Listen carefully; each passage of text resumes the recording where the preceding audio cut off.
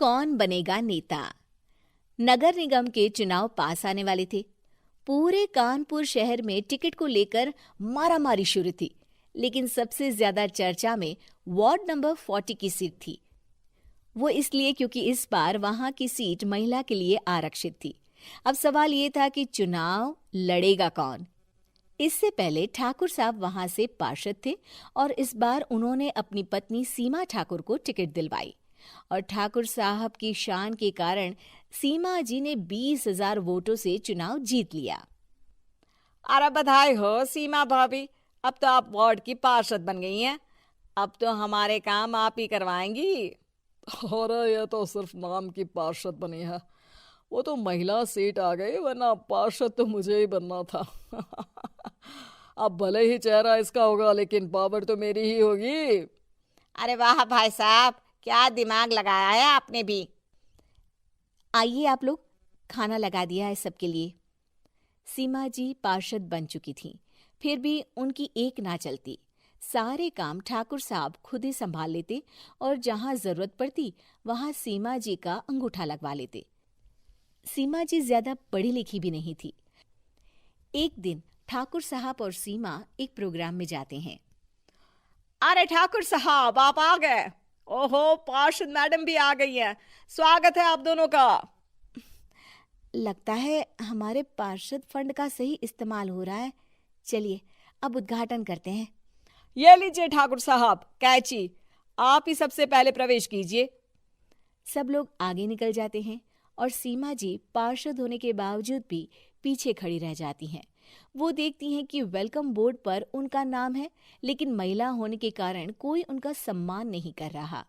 अगले दिन एक आदमी उनके घर आता है। अरे ठाकुर साहब नमस्कार। कल ना हम नोटिस किए कि हमारा घर तो अवैध है और नगर निगम वाले उसे तोड़ने आ रहे हैं। अरे कुछ कीजिए ना ठाकुर साहब। देखो भाई, मैं तो ज्यादा कुछ कर नहीं सकता, पर अगर तुम सबकी जेब गर्म कर दो तो कुछ हो सकता है। कुल मिलाकर 4 लाख लगेंगे। अरे 4 लाख ठाकुर साहब? अरे भाई, मैं अपने लिए नहीं मांग रहा हूँ। दरोगा है, इंजीनियर बाबू है, बड़े साहब है, सबको देना पड़ता है ना थोड़ा थोड़ा। बोलो है मंजूर? तभी वहां अचानक सीमा जी आ जाती हैं। अरे ये आप क्या कर रहे हैं? पहले इन्हीं लोगों से तो आपने वोट मांगे, अब इनसे ही पैसे ले रहे हो।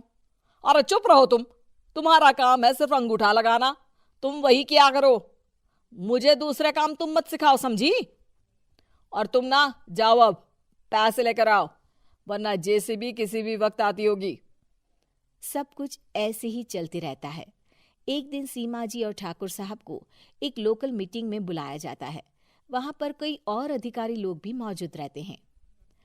अब मैं चाहूंगा कि ठाकुर साहब हमारे बीच 2 शब्द कहें। मेरे प्यारे भाइयों और बहनों, आज मेरा सौभाग्य है कि मैं आप सबकी सेवा दिन रात कर पा रहा हूं। आपने मेरी पत्नी को भारी मतों से जिताया है, इसलिए मैं आप सभी का शुक्रगुजार हूं। मैं आप सबसे वादा करता हूं कि हमेशा की तरह हमारे वार्ड में किसी को कोई तकलीफ नहीं आने दूंगा।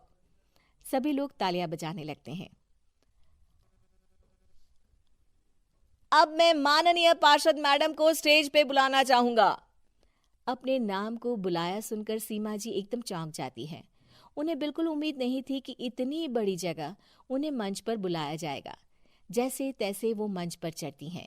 ऊपर जाते ही सीमा जी को सारी पुरानी बातें याद आ जाती हैं कि किस तरह उनके पति उन्हें कभी भी आगे बढ़ने नहीं देते और उनके नाम से गलत काम करते हैं।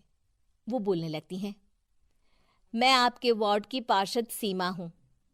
आप में से बहुत कम लोग ही मुझे जानते होंगे, क्योंकि इससे पहले मुझे कभी ऐसा मौका ही नहीं मिला। सारे मौके मेरे पार्षद पति यानी आपके ठाकुर साहब ही लेते रहे, लेकिन आज ये मौका मुझे मिला है तो मैं इसे ऐसे ही नहीं जाने दूंगी। मैं आपको ये बताना चाहती हूँ कि आपके ठाकुर साहब मेरे नाम की आड़ में गैर कानूनी काम करते हैं, जिस पर अंगूठों के निशान मेरे होते थे। इसीलिए मैं अपनी गलती मानती हूँ और आज अपने पद से इस्तीफा देती हूँ, ताकि आगे से कोई गलत काम ना हो पाए। अब फैसला आप सबके हाथ में है कि आप हमें क्या सजा देना चाहते हैं। सीमा जी की बातें सुनकर ठाकुर साहब के चेहरे का रंग उड़ जाता है और वो शर्म से मुंह नीचा करके वहां से चले जाते हैं और पद से इस्तीफा देकर ही सही सीमा जी अपने आप में आत्मविश्वास महसूस करती हैं। दोस्तों, कैसी लगी आपको ये कहानी?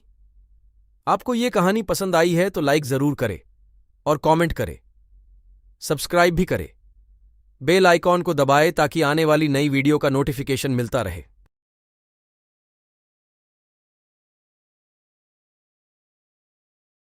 दोस्तों, कैसी लगी आपको ये कहानी? आपको ये कहानी पसंद आई है तो लाइक जरूर करें और कमेंट करें, सब्सक्राइब भी करें, बेल आइकॉन को दबाएं ताकि आने वाली नई वीडियो का नोटिफिकेशन मिलता रहे।